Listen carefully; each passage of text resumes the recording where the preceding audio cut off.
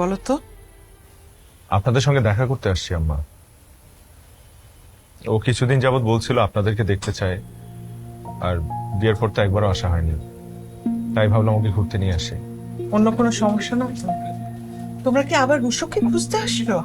ওরকম কিছুই না আম্মা। তোমাদের মধ্যে সব ঠিক আছে?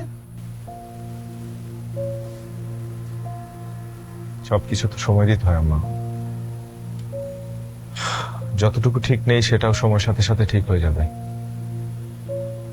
আপনি শুধু আমাদের জন্য দোয়া করবেন। দোয়া তো করি, ঠিক হলে ভালো।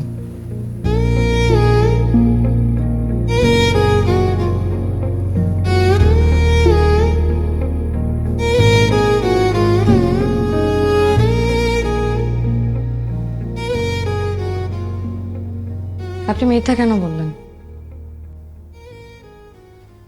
কোনটা মিথ্যা বললাম? আমি তো রুশোকে খুঁজতেই আসছি। আপনি মিথ্যা কেন বললেন? সত্যিটা বললেই পারতেন। হাজবেন্ড হিসেবে তোমার ক্রাইসিস। বলবেন। ভালোবাসার মানুষের জন্য মিথ্যা বলে তার যদি উপকার হয় তাহলে মিথ্যা বলাই যায়। ঘুমিয়ে পড়ো। এই তুমি চুপ থাকো। ও তো 2 মাস আগে বাড়ি থেকে চলে গেছে, কোনো খোঁজ খবর নাই। বাইসে আছে না মরে গেছে তাও কইতে পারি না। তার মানে আপনারা কি রুশোর আপডেট জানেন না? না, জানি না, জানার প্রয়োজন বোধ করি না। বহু যন্ত্রণা দিছে, ও গেছে আমরা বাইসে গেছি। সবাই অনেক দোয়া করে, হ্যাঁ, তো ফিরে আসার জন্য না, না আসার জন্য। যে আপনি আমার সাথে রুশোকে খুঁজছেন, তা আপনার জন্য ঝুঁকিপূর্ণ মনে হচ্ছে না? কেন? কারণ রুশোকে পেলে তো আমি আপনাকে ছেড়ে চলে যাব।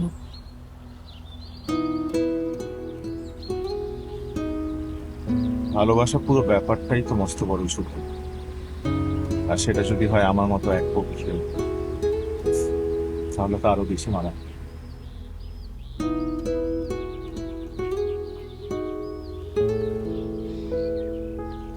ভালো।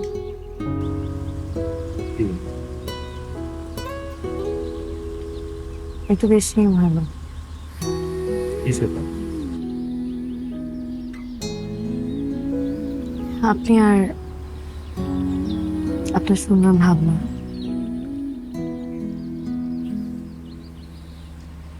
সুন্দর মানুষের জন্য তো সুন্দর ভাবনা আসবে। কিন্তু আমি তো একটা খারাপ মেয়ে। তুমি ভুল করেছো তার মানে তুমি মানুষ, আর তুমি সেই ভুলটা বুঝতে পেরেছো তার মানে তুমি ভালো মানুষ। কাউকে ভালোবাসা কি ভুল? ভুল মানুষকে ভালোবাসা বলে। কথাটা তো তাহলে আপনার ক্ষেত্রে প্রযোজ্য। তুমি যদি মানুষকে বিচার করতে চাও তাহলে তো তুমি ভালোবাসার সুযোগই পাবে না।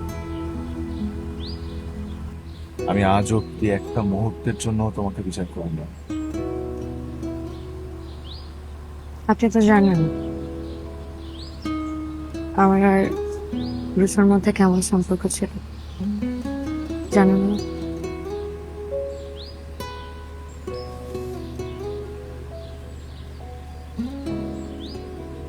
তোমার যে ঠোঁটে চুমু খেয়েছিল উদ্যম পরায়ণ এক প্রাক্তন প্রেমিক,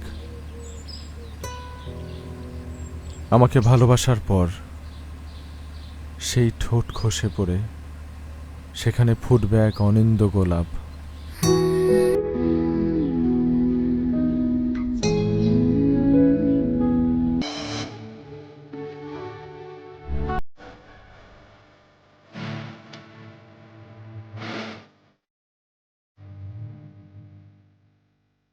ভালোবাসা বলতে আমি বুঝি তোমাকে, প্রেম বলতেও আমি বুঝি তোমাকে। আসলে আমি অত একটা এক্সপ্রেসিভ না তো, মনের ভাব কিভাবে প্রকাশ করে তা আমার জানা নাই। কিন্তু আমি এটা জানি, আমি তোমাকে পাই বা না পাই, আমি যে তোমাকে ভালোবাসার সুযোগ পেয়েছি, যাতে আমি নিজেকে ধন্য মনে করি। আমি হেরে গেছি। কার কাছে? আপনার ভালোবাসার কাছে আমি হেরে গেছি।